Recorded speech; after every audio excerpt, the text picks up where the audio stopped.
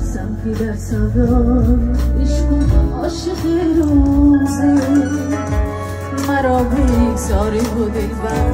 دست بنده کشون باشد این چشمش حسرت